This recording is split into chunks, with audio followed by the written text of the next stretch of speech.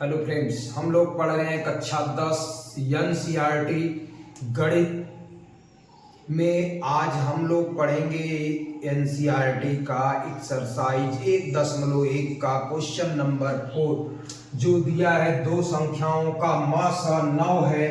दो संख्याओं जो कि 306 और 657 का मासा 9 दिया है, तो लसा ज्ञात कीजिए। दो संख्याओं का मासा दिया है तो इसका हमसे लसा पूछ रहा है, तो वैसे भी हम इस संख्याओं का लसा डायरेक्ट हम निकाल कर, अगर बहुविकल्पी क्वेश्चन आता है तो उसमें हम लिख सकते हैं। अगर ये 2 नंबर में क्वेश्चन सॉल्व करने के लिए आया तो हम लिखेंगे पहली संख्या बराबर, पहली संख्या कितना है 306, ऐसे लिखेंगे। दूसरी संख्या बराबर, दूसरी संख्या इसमें क्या है, दूसरी संख्या 657 है, 657। ध्यान रखना है जो पहले ब्रैकेट में संख्याएं लिखी है वही दूसरे ब्रैकेट में भी होनी चाहिए। तो देखिए इसमें भी पहली संख्या 306, दूसरी संख्या 657 है।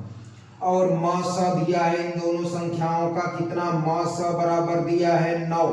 अब हमारे पास फार्मूला होता है पहली संख्या गुणे दूसरी संख्या, पहली संख्या गुणे दूसरी संख्या बराबर मासा गुणे लासा, मासा गुणे लासा। देखिए फार्मूला है पहली संख्या गुणे दूसरी संख्या बराबर मासा गुणे लसा। पहली संख्या कितनी है 306, दूसरी संख्या कितनी है 657, मासा कितना है 9 गुणे लसा,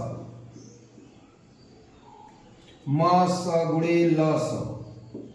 तो मासा 9 था, लासा हमें निकालना है। 9 इधर क्या है गुणे, इधर आएगा भागे हो जाएगा, तो 306 गुणे 657 बटे 9 हो गया। ये बराबर आ गया लासा। काट देंगे, 9 एकम 9, 9 त्रिक 27, 9 चौक 36, 34 गुणे 657 कर लेना है। लासा बराबर आया 34 गुणे 657, 34 गुणे 657 गुणा करने पर हमारा आ रहा है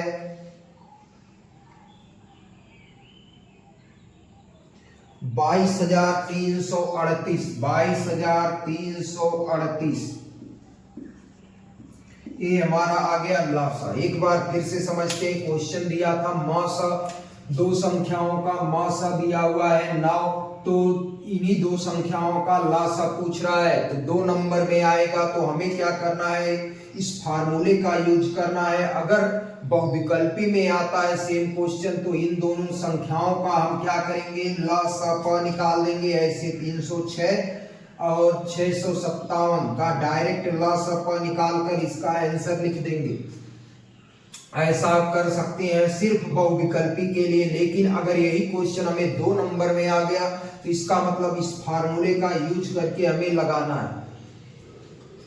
तो पहली संख्या इसमें दे रखा है 306, दूसरी संख्या दे रखा है 657, इसका मासा दिया है 9, तो हम फार्मूला लगा देंगे पहली संख्या गुणे दूसरी संख्या बराबर मासा गुणे लसा। पहली संख्या कितना दिया है 306, दूसरी संख्या 657 बराबर मासा गुणे लासा। मासा कितना है 9, तो 9 इधर गुणे था, इधर आके भागे हो गया, काट देंगे, ऊपर नीचे कट जाएगा। लासा बराबर 34 गुणे 657, 22,338 हो गया।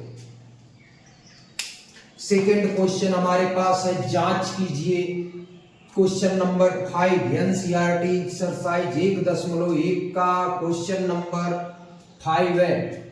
जांच कीजिए कि किसी प्राकृत संख्या n के लिए 6 के पावर n अंक शून्य पर समाप्त हो सकती है।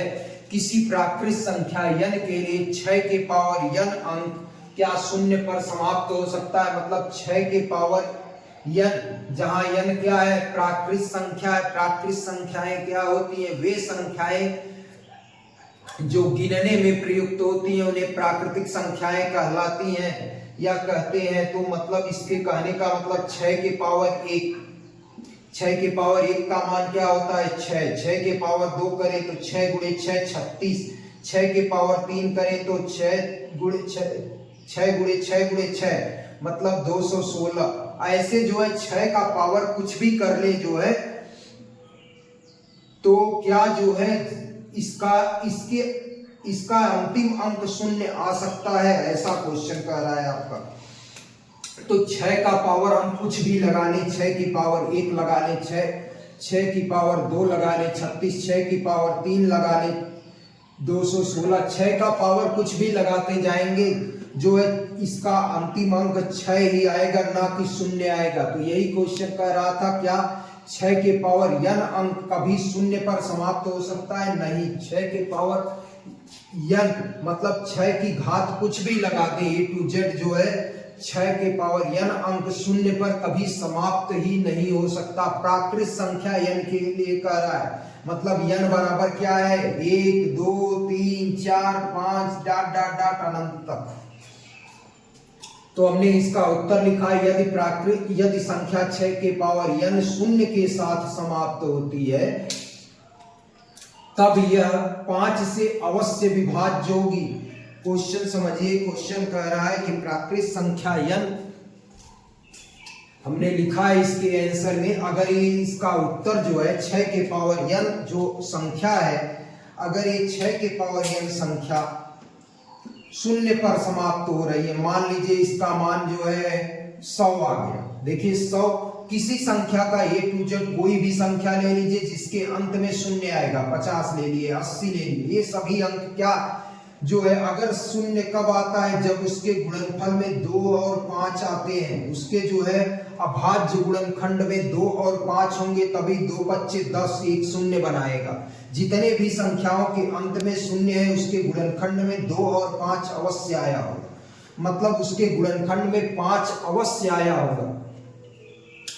तो हमने लिखा, यदि संख्या 6 के पावर n शून्य के साथ समाप्त होती है, तब यह 5 से अवश्य विभाज्य होगी। अगर इसके उत्तर में 6 के पावर n के उत्तर में लास्ट अंतिम अंक शून्य आता है, तो वह संख्या 5 से अवश्य विभाज्य होगी। अर्थात 6 के पावर n के अभाज्य गुणनखंडों में 5 अभाज्य संख्या है, मतलब 6 के अभाज्य गुणनखंडों में जो है, देखिए 6 के पावर n, 6 के पावर 10 लगा दे तो 6 गुणे 6 गुणे 6 10 बार है।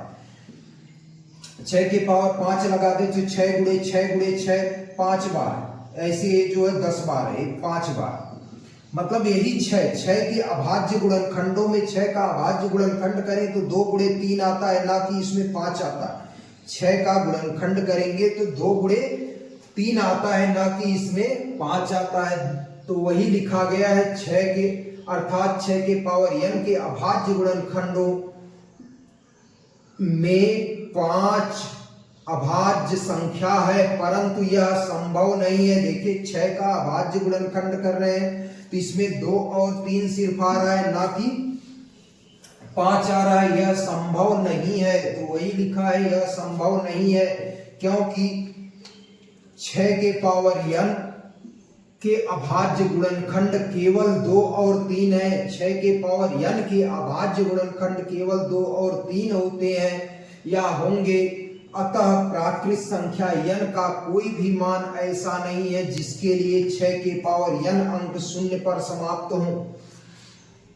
तो इसका आंसर हो गया, जांच कीजिए कि क्या किसी प्राकृत संख्या n के लिए 6 के पावर n अंक शून्य पर समाप्त हो सकती है। तो 6 के पावर n अंक शून्य पर समाप्त नहीं हो सकती। क्यों नहीं हो सकती? क्योंकि 6 के गुणनखंडों में 5 नहीं आता है, 2 और 5 नहीं आता है। किसी संख्या की कोई संख्या शून्य पर समाप्त होगी यदि उसके अभाज्य गुणनखंडों में 2 और 5 आए होंगे। ऐसा भी हम लिख सकते हैं, ऐसा भी लिख सकते हैं, कुछ भी अपने अनुसार बनाकर हम इसका उत्तर लिख सकते हैं कि 6 के पावर n अंक शून्य पर नहीं समाप्त हो सकता। क्यों? क्योंकि 6 के पावर n अंक शून्य पर समाप्त होने के लिए उसके अभाज्य गुणनखंडों में 2 के पावर 5 2 गुणे 5 अर्थात 2 और 5 अवश्य आना चाहिए। कि कोई संख्या शून्य पर तभी समाप्त होगी जब उसके अभाज्य गुणनखंडों में 2 और 5 आए होंगे।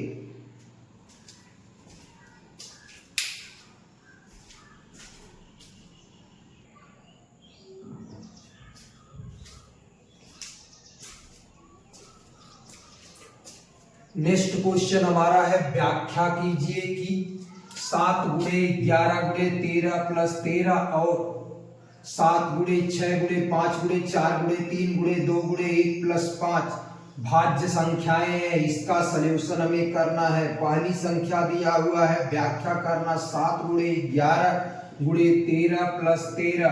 ये एक कह रहा है कि भाज्य संख्या है। जो ये संख्या दी हुई है हमें ये सिद्ध करना है कि यह एक भाज्य संख्या है। इसको हमें सिद्ध करना है कि यह एक भाज्य संख्या है। तो इसमें हम देखते हैं, देखिए यहाँ पर जो लिखा हुआ है दोनों प्लस लगा हुआ, बीच में तो 13 कॉमन है, 13 कॉमन ले लेते हैं तो क्या मिला 7 गुणे 11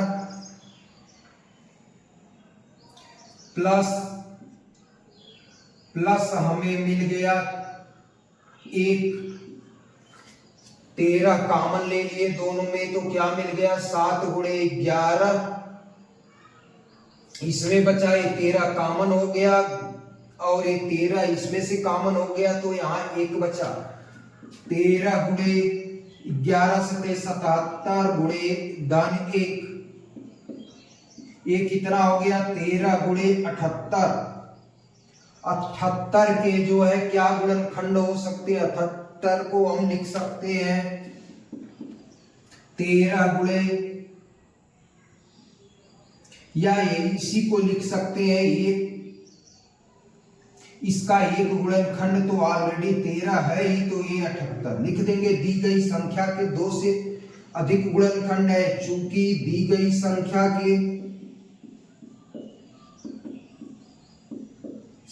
के 2 से अधिक गुणनखंड है,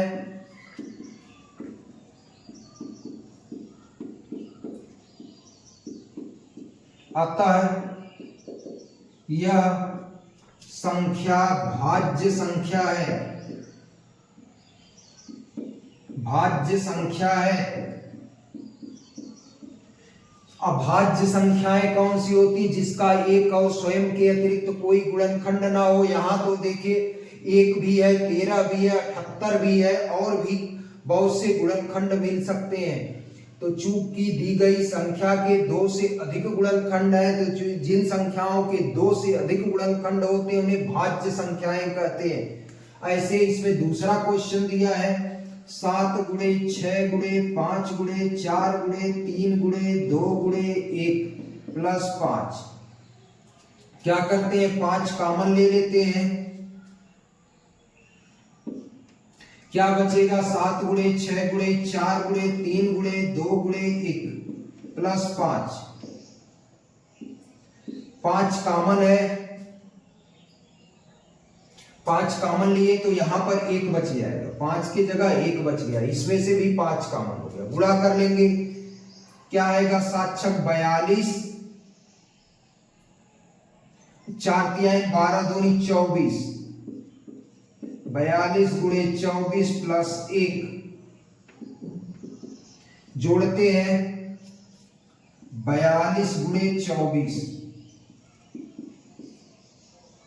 4 दूनी 8, 4 चौक को 16, 2 चौक 2 दूनी 4, 2 चौक को 8, 8 6 4 10, 8 1 9 1 10, 1008 आ गया।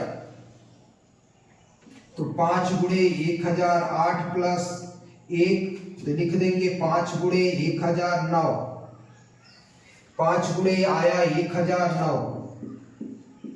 देखिए यहां पर दी गई संख्या के एक और स्वयं के अतिरिक्त कोई गुणनखंड नहीं हो सकते, लेकिन 5 और 1009 2 गुणनखंड अधिक हो गए, तो इसका मतलब दी गई संख्या के 2 से अधिक गुणनखंड है। लिखेंगे चूंकि दी गई संख्या के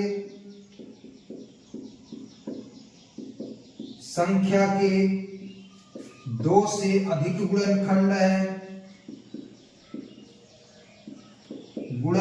है, अतः दी गई संख्या भाज्य है, अतः दी गई संख्या भाज्य है, संख्या भाज्य है। समझिए एक बार और क्वेश्चन क्या दिया था कि व्याख्या कीजिए कि संख्याएं, ये 2 संख्या दे रखा है कह रहा है ये दो संख्याएं भाज्य है, तो भाज्य संख्याएं कौन सी होती हैं? वे संख्याएं जिनके दो से अधिक गुणनखंड होते हैं उन्हें भाज्य संख्याएं कहते हैं। तीन संख्याओं का गुणा करके हम चेक करेंगे कॉमन लेकर कि जो है ये संख्याओं के दो से अधिक गुणनखंड है। तो देखिए इसमें भी 13 था, इसमें भी 13 था, हमने 13 कॉमन ले लिया तो यहाँ बचा 7 गुणे 11, इसमें 13 पूरा कॉमन हो गया, 1 बच गया। 11 सते 77 प्लस 1 तो 13 गुणे 78, 13 गुणे 78। तो ये एक संख्या है, इसका गुणा करने पर कोई संख्या आएगी उसके जो है 13 और 78 गुणनखंड है। तो एक वह संख्या और 13 78 मतलब इसके 4-5 गुणनखंड हो गए। तो लिखेंगे दी गई संख्या के दो से अधिक गुणनखंड है अतः दी गई संख्या भाज्य है। ऐसे दूसरी वाली संख्या को चेक करेंगे। देखिए 5 दोनों में कॉमन था, 5 कॉमन ले लिए, इसका गुणा कर लिए तो आया 1008 प्लस ये संख्या 1 गुणा कर लिए तो जो है जोड़ लिए तो 1009। दी गई संख्या के 5 और 1009 गुणनखंड है। 5 और 1009 एक के अतिरिक्त एक और स्वयं की संख्या के अतिरिक्त ये दो गुणनखंड मिल रहे हैं अतः दी गई संख्या के दो से अधिक गुणनखंड हो गए अतः दी गई संख्या भाज्य संख्या। वे संख्याएं जिनके दो से अधिक गुणनखंड होते हैं उन्हें भाज्य संख्या कहते हैं। तो ये सिद्ध हो गया कि दी गई संख्याएं, ये जो संख्या दी गई है ये सभी भाज्य संख्याएं। लास्ट क्वेश्चन है क्वेश्चन नंबर 7। दिया है किसी खेल के मैदान के चारों ओर एक वृत्ताकार पथ है। किसी खेल के मैदान के चारों ओर एक वृत्ताकार पथ है। इस मैदान का एक चक्कर लगाने में सोनिया को 18 मिनट लगते हैं। इस मैदान का एक चक्कर लगाने में सोनिया को 18 मिनट लगते हैं, जबकि इसी मैदान का एक चक्कर लगाने में रवि को 12 मिनट लगते हैं। मान लीजिए वे दोनों एक ही स्थान पर एक ही समय पर चलना प्रारंभ करते हैं। कितने समय बाद वे प्रारंभिक स्थान पर मिलेंगे? क्वेश्चन दिया है कि जो है एक वृत्ताकार पथ के चारों ओर रवि और सोनिया दोनों जो है रवि और सोनिया इस वृत्ताकार पथ के चारों ओर चक्कर लगा रहे हैं। इसी वृत्ताकार पथ के चारों ओर रवि और सोनिया चक्कर लगा रहे हैं। एक जो है रवि सोनिया जो है एक चक्कर 18 मिनट में पूरा करती है, रवि जो है एक चक्कर 12 मिनट में ही लगा लेता है। कह रहा है कि अगर दोनों यहां से जो है एक ही साथ जो है चलना प्रारंभ करें, चक्कर लगाना प्रारंभ करें, तो कितने समय बाद जो है वे एक दूसरे से पुनः मिलेंगे? तो यहाँ से चक्कर लगाना प्रारंभ कर रहे हैं तो बहुत बार मिलेंगे, लेकिन हमें क्या चाहिए? कम से कम समय। वो कम से कम समय में कब पहली बार मिलेंगे? कम से कम समय में जो है कब वो मिलेंगे? नहीं तो वो तो चक्कर लगाते रहेंगे, जो है कई बार मिलेंगे, जो है पहली बार, दूसरी बार, कुछ समय बाद ऐसे मिलते रहेंगे। तो कम से कम समय में वे जो है एक ही यही इसी स्थान पर प्रारंभिक स्थान पर कब मिलेंगे? कम से कम समय में वे कब एक दूसरे से मिलेंगे? तो जब भी कम से कम की बात आए तो हम क्या निकालते हैं? लसप। तो लसप इसका आंसर हो जाएगा 12 और 18 का लसप। लघुत्तम समापवर्तक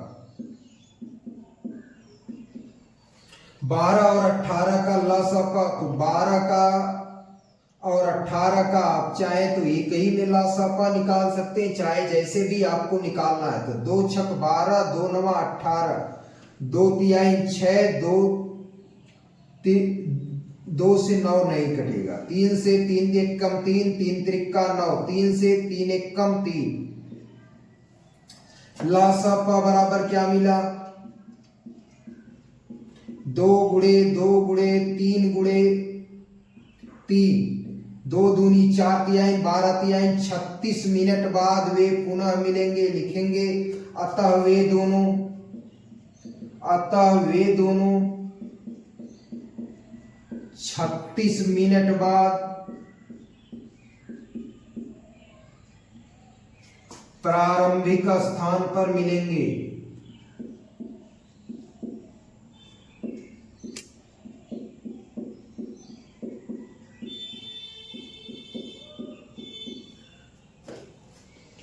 जब भी क्वेश्चन में कम से कम आए या तो हमें लसापा निकालना है, अधिक से अधिक की बात करें तो मासापा निकालते हैं। समझिए क्वेश्चन में कह रहा था एक मैदान का एक चक्कर रवि जो है 12 मिनट में लगाता है और सोनिया जो है 18 मिनट में लगाते हैं। तो इसमें कम से कम नहीं लिखा है, हमें अपने से सोच लेना है कि अधिक से अधिक समय में तो बहुत बार वे सब मिलेंगे, 2 दिन 4 दिन चक्कर लगाते रहेंगे तो मिलते ही रहेंगे। हमें क्या करना है कि कम से कम समय में वे कम मिलेंगे। जब चक्कर लगाना दोनों साथ शुरू किए तो कम से कम समय की बात कर रहा है, तो कम से कम के लिए हमेशा लासापा और अधिक से अधिक समय के लिए जो है हमें मासापा निकालना है। तो यहाँ कम से कम समय में कम मिलेंगे जो है, तो लासापा दोनों का निकाल लेते हैं और इसका लासापा आ गया 36 मिनट, अतः वे 36 मिनट बाद मिलेंगे। ये आपका एनसीईआरटी एक्सरसाइज 1.1 का 7 क्वेश्चन था जो कि समाप्त हुआ। ये 7वां क्वेश्चन लास्ट क्वेश्चन था। वीडियो अच्छा लगे तो चैनल को लाइक और सब्सक्राइब अवश्य करें।